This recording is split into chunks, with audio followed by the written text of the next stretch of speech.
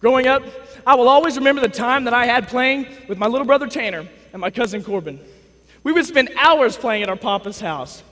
Never was there a dull moment, and never was there a day that we finished playing that we weren't completely exhausted. We would spend endless time building forts, digging holes, climbing trees, throwing rocks, throwing each other out of trees.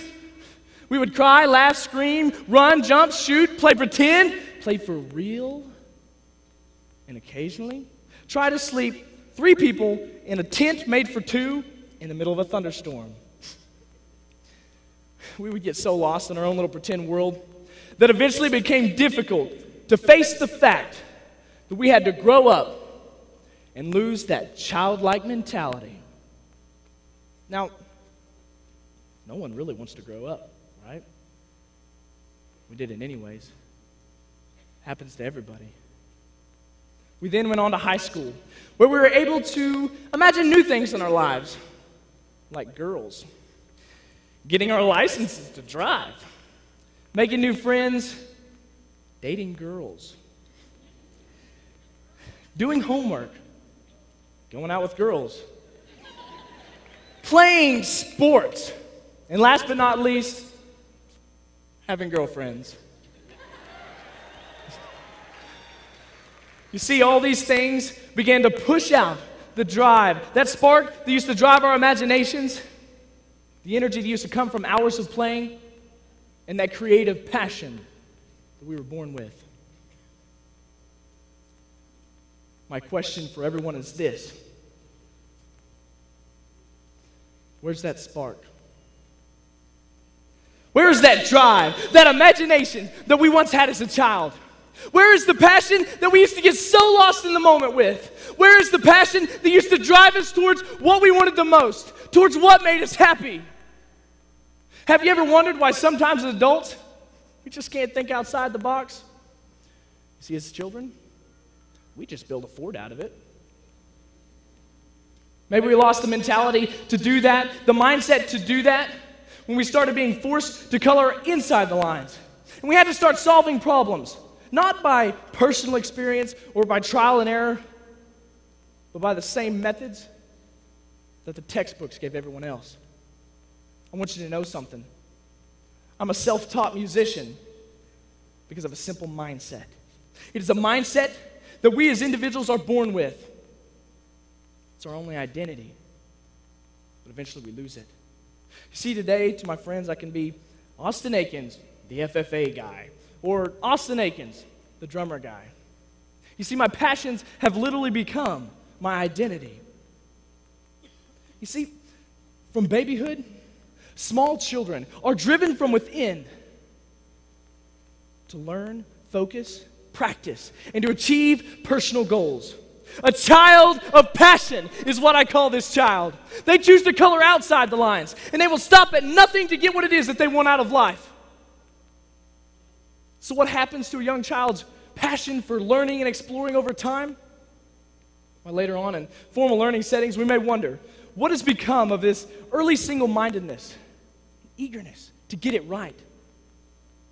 It hurts me to think that we have to start coloring inside the lines at school. And we can't use our own ideas. We have to start following the guidelines. And this is the one that hurts me the most. I will grow up to be a lawyer because that's what Daddy wants me to be. If you have ever watched a small child play, they literally thrive on the pursuit of their own passions. They create their own happiness, and they are true to what they love doing. They can dream it at night and make it come alive the next chance they get. They have the power and the motivation to make their dreams come true with a powerful mindset. They get lost in the moment, they get stormed with emotions unexplained, and they live with the power of a childlike passion. When's the last time that you lived like that? When's the last time that you became so engaged into something, you put everything you had into that one thing? When's the last time that you believed in the power of your imagination or the happiness of your dreams? FFA members, for some of us, the last time that we ever lived with a mindset like that is the first time we realized that we had 2 feet to stand on. I'm sure most of you in here probably don't remember the first moment that you took your first steps. It definitely wasn't easy, but I'm pretty sure it went a little something like this. We would struggle to get a good grip, but eventually it became apparent that standing was a reality. We would pull ourselves all the way up. It was a new feeling as we struggled to keep our balance. It was a feeling we never felt before, as deep inside of us was a cry of victory just waiting to be let out as we, oh! Man. Wow. That was tough. But it felt right. It felt right. So we kept trying repeatedly. As hour after hour would pass by, our body would begin to hurt. We were getting really tired. And our joints would begin to get stiff. It was tough. Tougher than anything we'd ever experienced before. But something deep inside of us wouldn't let us quit. Something told us to keep going. Don't stop. Yes.